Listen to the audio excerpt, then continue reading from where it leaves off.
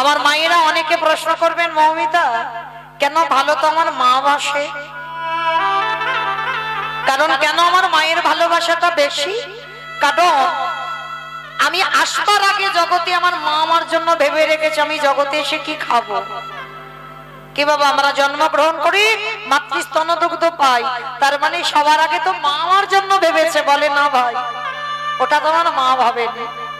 ভালো করে একটু অনুভব করে দেখেন, ওটা তোমার মা যদি ভাবতো, এখানে আমরা অনেকগুলো মা আছি, আমিও একজন মা, তাহলে যারা মা হয়েছি তারা বুঝবো বাবা, এই জগতের সংসারে সন্তান যখন 5 মাস মাতৃ জঠরে আসে তখন মাতৃস্তনে দুগ্ধ আসে, তার আগে নয়।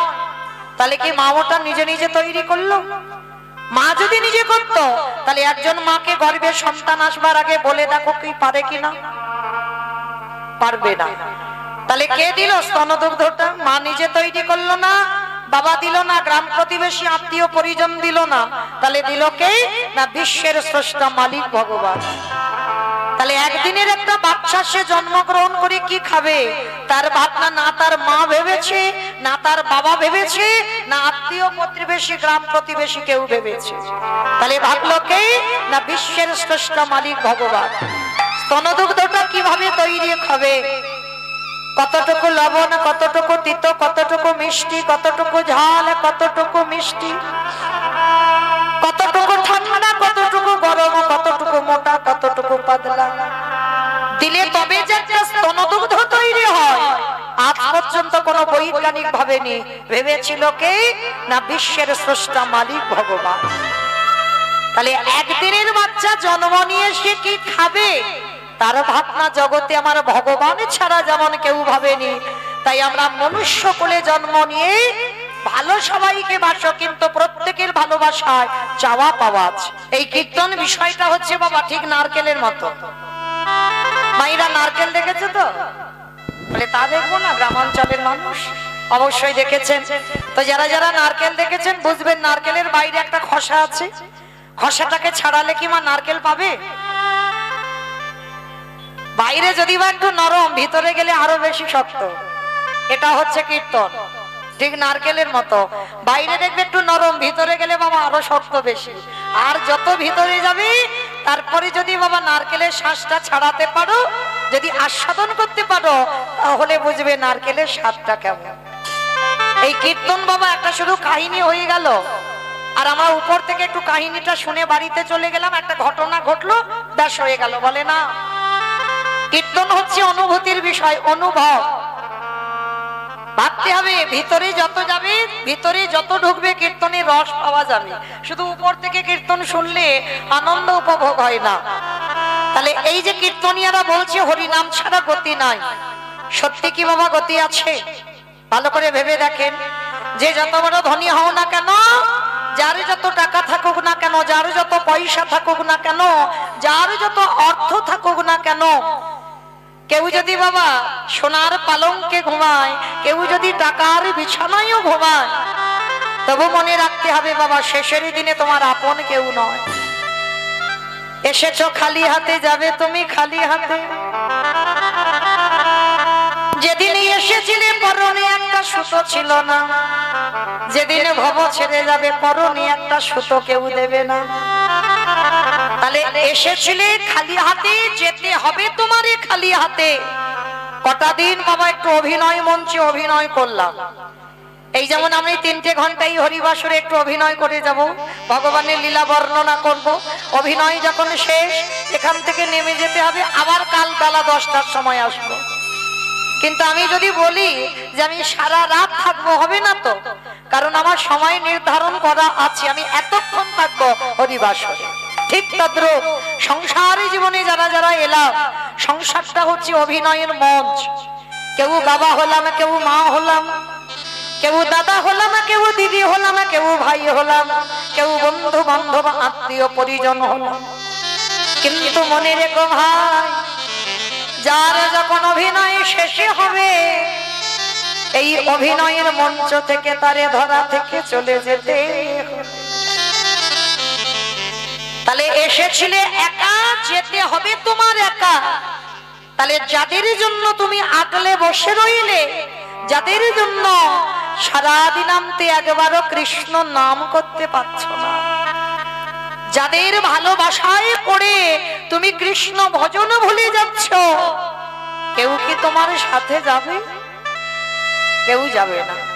তাহলে যাবে কি শেষের দিনে আমাদের কর্মফল। এইটা খেয়াল রেখে দিও মা, কর্ম তোমার ছাড়বে না।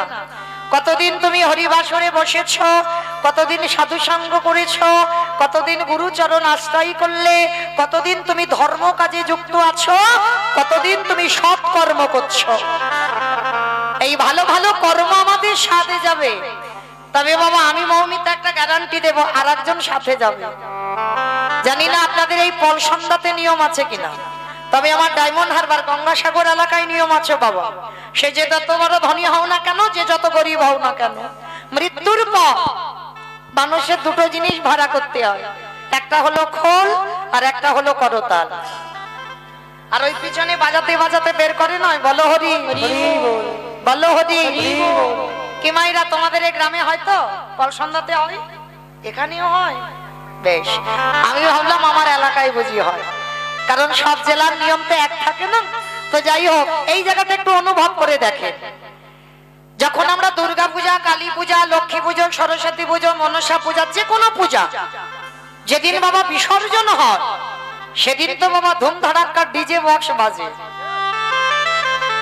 কি মা তোমাদের পলসন্দাতে হয় বিসর্জনের দিন ডিজে বাজে, ধুমধাড়াক্কা নাচানাচি হয়? এখানে হয়? আমার এলাকায় এমন বাবা বক্স বাজে না, যেন অসুস্থ মানুষ থাকলে হার্ট এক্ষুনি ব্লক হয়ে গেল। মানে বিসর্জনের দিন এমন জোরে জোরে বক্স বাজে, মানে ঘর বাড়ি পর্যন্ত মানুষের থরথর করে কাঁপে। তাহলে ভালো করে বিচার করে দেখবেন বাবা, সেটাও তো মা। তাহলে মাকে যখন জলে ফেলতে যাচ্ছ, এগুলো বিবেক বাবা, এগুলো চেতনা। মাকে যখন জলে ফেলতে যাচ্ছ, তখন তুমি নাচতে নাচতে যাচ্ছ। তাহলে যেদিন আমাদের দেহটা বিসর্জন হবে, সেদিন কি বাবা একটু নাচতে নাচতে পিছনে লরিতে করে ডিজে বাজালে হতো না? হওয়ালে হতো। তাহলে হওয়াচ্ছি না কেন? এই জায়গায় আমার চৈতন্য মহাপ্রভু শিক্ষা দিলেন, ওরে কলিরিজি, এলি খালি হাতে যাচ্ছে, সে খালি হাতে, কেউ তোর সাথী হলো না। তাহলে সাথে গেল কে? তোর কর্মফল। আর কি যাচ্ছে সাথে?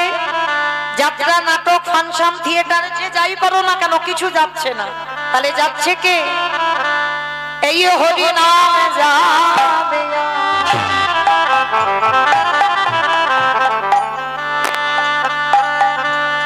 আমাদের পচা দেহ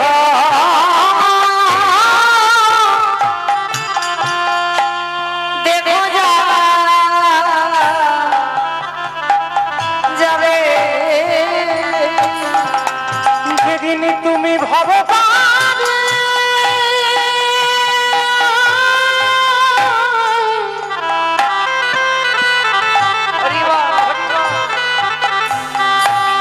যেদিন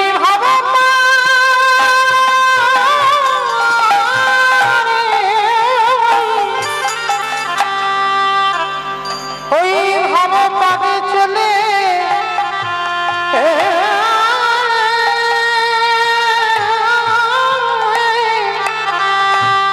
চলে যাবে,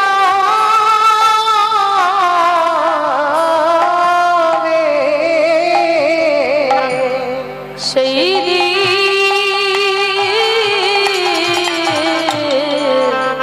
হরি বল হরি বল।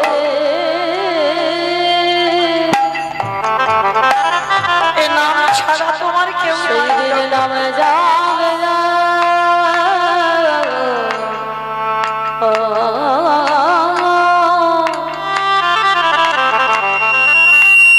এই পচা দেহ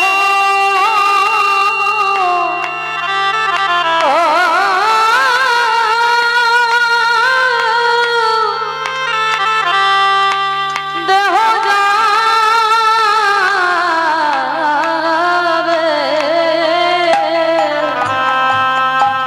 আমাদের কারণে কৃষ্ণ ভজন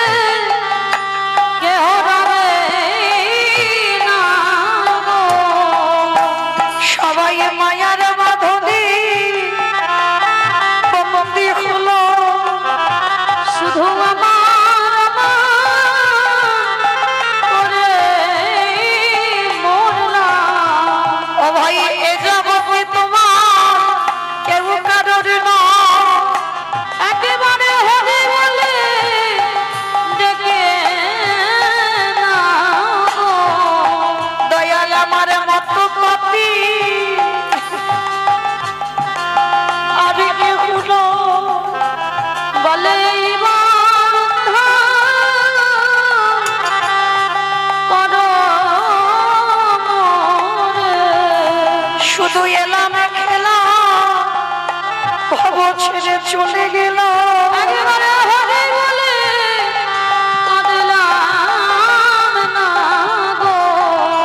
দয়াল পার ঘাটাতে দাদাই রইল।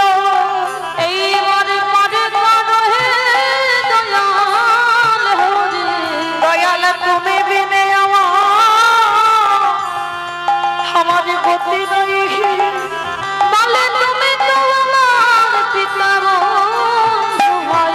তুমি যেন চরণ ছড়া করুণা দয়া।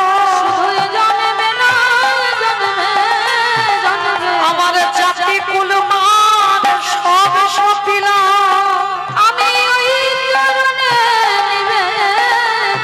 আমি আমার বলতে কিছু রাখি না। এবার ওই চরণে তোমার চরণ ছড়া করুণা দয়া।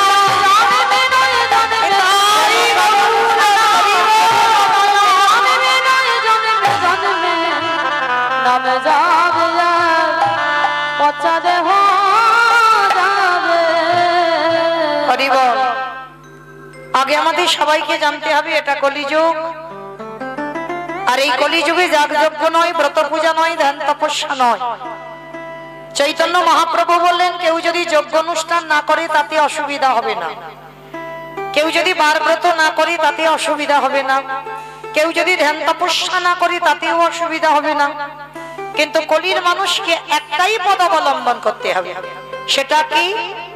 হরিরি নাম হরিরি নাম হরিরি নামৈব কেবলম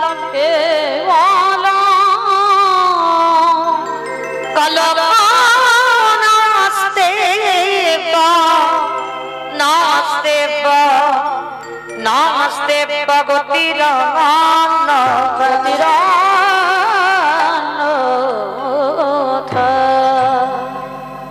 তাহলে আজকের মহাপ্রভু বললেন কলির মানুষের হরিনাম ছাড়া কোনো গতি নাই, কোনো গতি নাই, কোনো গতি নাই।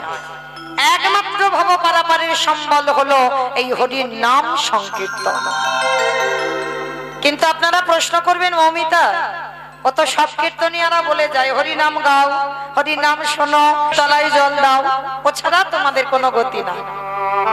কি মাইরা কীর্তনিয়ারা বলে না হরিনাম ছাড়া গতি নাই? কিন্তু কীর্তনিয়ারা বলবে আর আপনারা শুনে সবাই চলে যাবেন, বাড়িতে হবে না। সবার আগে মনে রাখতে হবে, একটু হৃদয়ঙ্গ করতে হবে, অনুভব করতে হবে। তাই চরণ ধরে বলে যাই মাইরা, ভালো যদি বাঁচতে হয় আমার ভগবানের চরণ আগে আঁকড়ে ধরো। কেন? প্রত্যেকের ভালোবাসাই বাবা শুধু চাওয়া পাওয়া আছে, তুমি আমারে দাও আমি তোমারে দেব, এগুলো আমাদের পার্থিব জগতের ভালোবাসা। কিন্তু ভালো তো একজনে বাসি বাবা, যিনি বিশ্বের স্রষ্টা মালিক ভগবান। কিন্তু আমার ভগবান নিঃস্বার্থ ভাবে ভক্তকে ভালোবাসে, কোনো চাওয়া পাওয়া নেই। তবে না বাবা, চাওয়া পাওয়া নেই বলা ভুল, চাই। ভগবান কি যায় জানো ভক্তের কাছে? ওরে কলির জ্ঞানন্ধজি হরিবল, এই জগতের সংসার মাঝে সংসার করিবি বলে তোরা ধরাই গেলি, সংসার কর তাতে অসুবিধা নাই। কিন্তু সারা দিনের মধ্যে একটিবার আমার চরণে বসে যদি একজন ভক্ত নয়ন জলে কাদা প্রাণে কেঁদে বলে কৃষ্ণ তোমার কোলামে বলে, ডাকার মতো যদি ডাকতে পারে আমারে ভগবান কি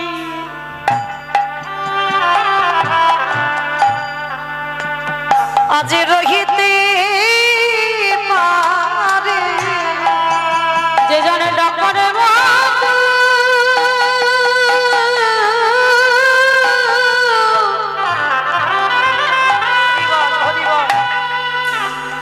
যে জনে ডাকারে মতো ডাকিতে পারে,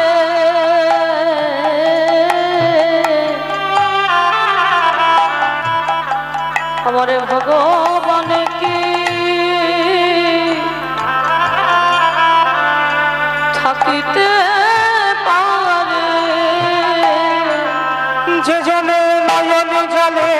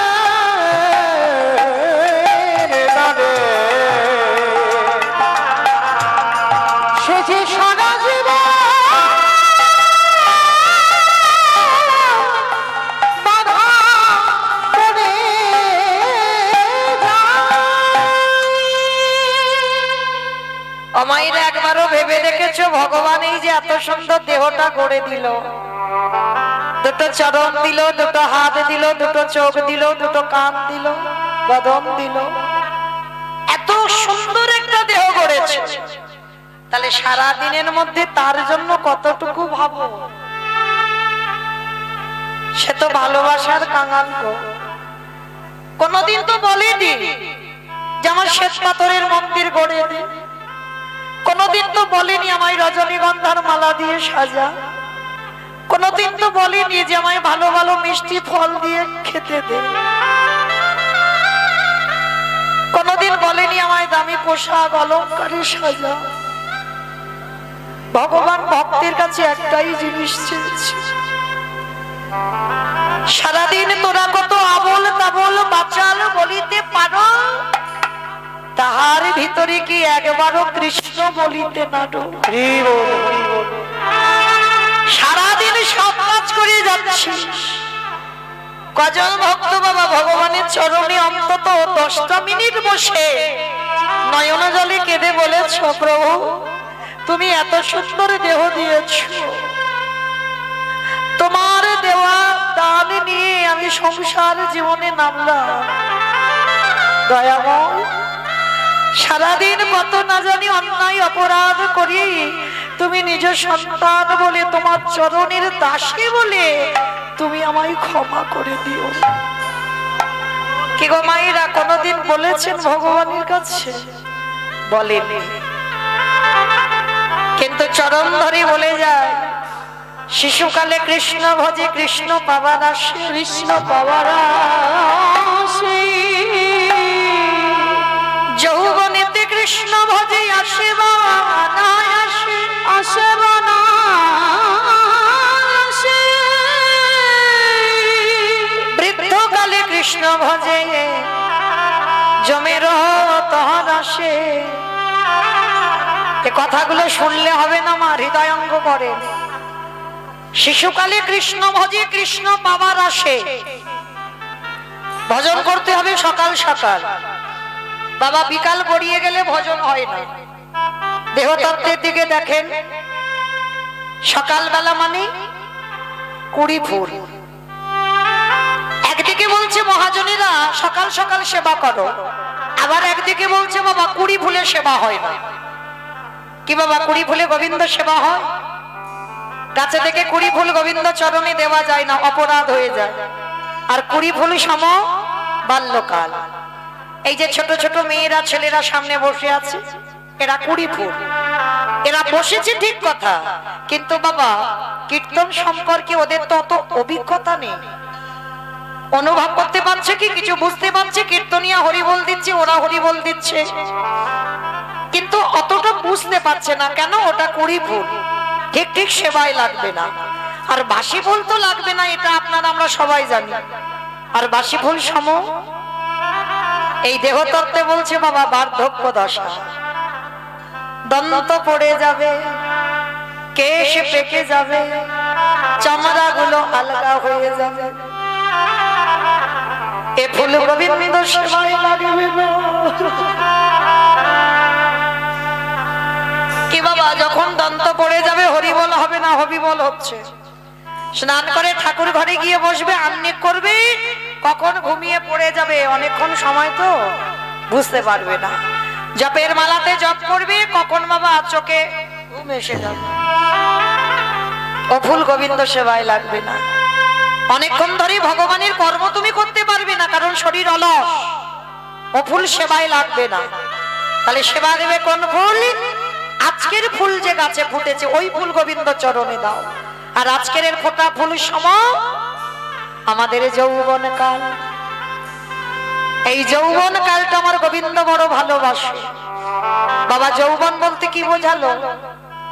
যেদিন দাঁড়াবার শক্তি থাকবে, যেদিন দুটো হাত গোবিন্দ সেবার কাজে লাগাতে পারবে, ভালোভাবে কৃষ্ণ নাম শুনতে পাবে, জিহ্বাতে কৃষ্ণ নাম উচ্চারণ করতে পারবে যেদিন তুমি দুটো চোখ দিয়ে ভগবানকে দেখতে পাবে।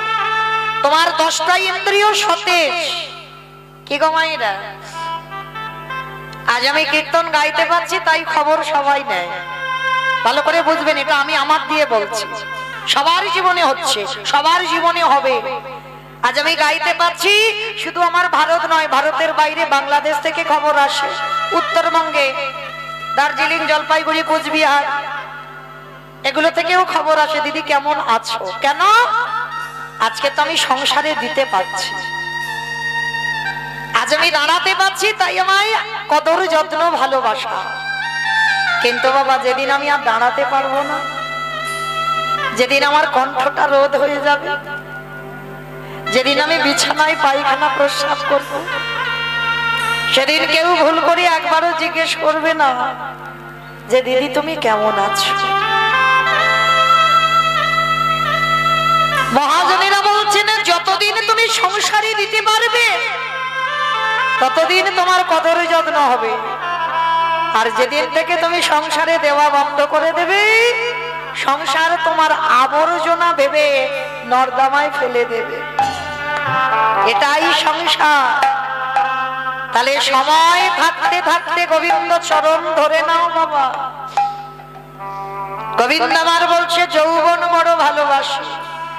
আর যার জন্য আমার গোবিন্দ যেদিন বাবা, যারা মাথুর লীলা জানেন বা শুনেছেন, রাধারানী দশমী দশা মানে শেষে বাবা গোবিন্দকে হারিয়ে ভালোবাসার কেমন জ্বালা দেখো দশায় পড়ে। আর রাধারানীর শেষ দশাটা ছিল বাবা মৃত্যু দশা। গোবিন্দ কবি আসবে, কবি আসবে, এই কথা ভেবে রাধারানী একেবারে মৃত্যু সজ্জায়। রাধারানী সখীদেরকে ডেকে বলেছিল, ললিতা, আমার গোবিন্দ বারবার বলেছে আমি যৌবন বড় ভালোবাসি, কিন্তু সজনী রে, আমার গোবিন্দ মথুরায় যে চলে গেল, যেদিন মথুরা থেকে ব্রজধামে আবার ফিরে আসবে, যদি আমার এই দেহে যৌবন না থাকে, বলে বলে ললিতা, আমি কি দিয়ে গোবিন্দে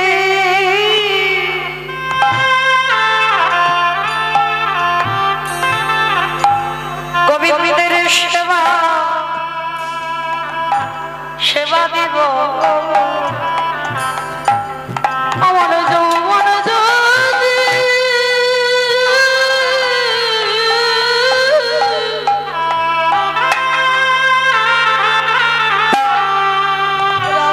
আমার যৌবন যদি ফুরো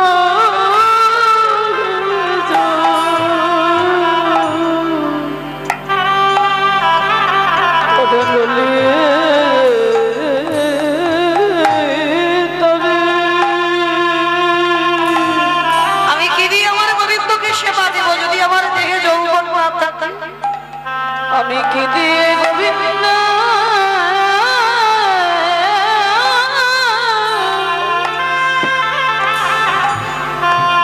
গোবিন্দের সেবা দিব। ওরে ললিতা,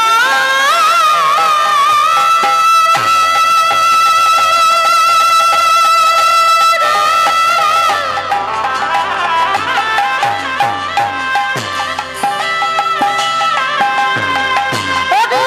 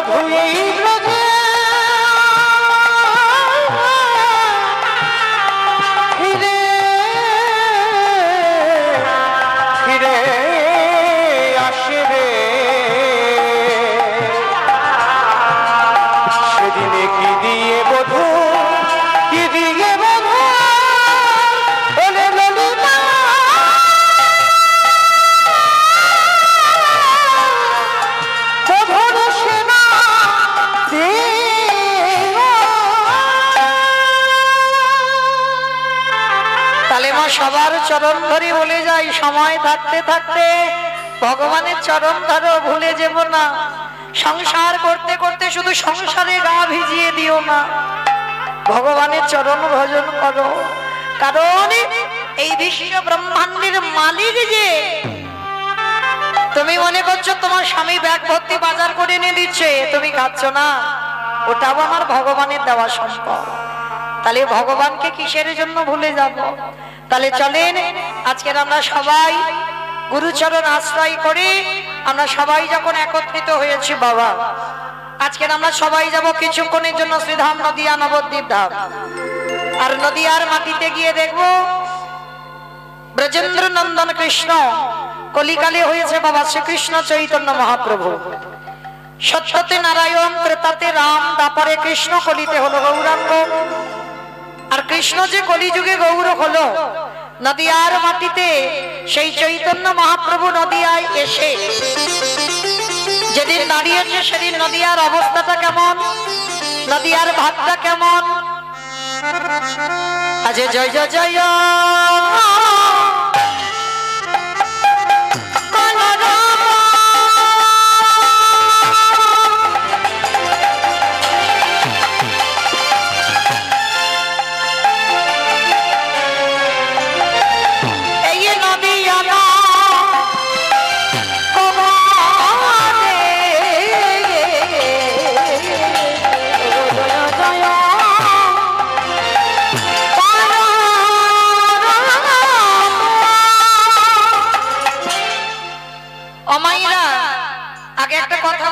ঝগড়া করতে গেলে প্রথমে করে নেওয়া ভালো। আর মাঝ রাস্তায় যদি ঝগড়া করি বাবা তাহলে মারামারি হবে, আগে ঝগড়াটা করে নিচ্ছি মা। আচ্ছা, কীর্তন শুনতে গেলে তিনটে বস্তু প্রয়োজন, কি কি জানো?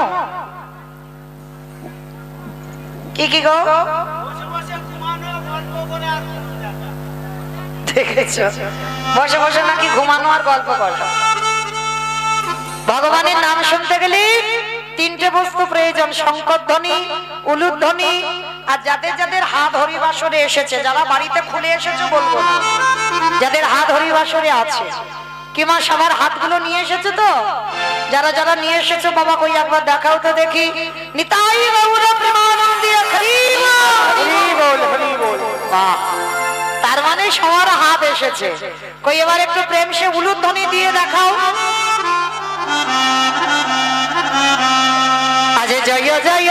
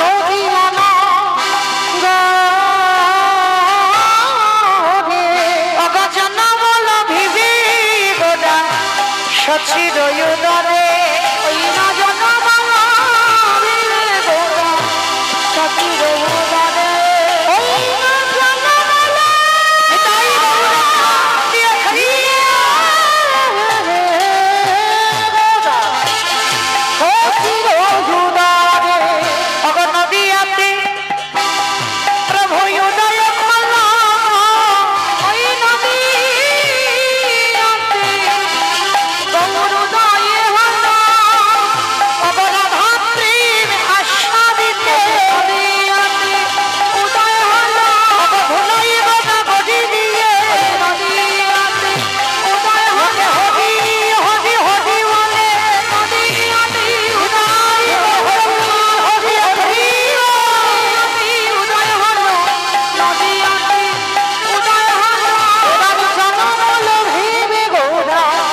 ছিল মা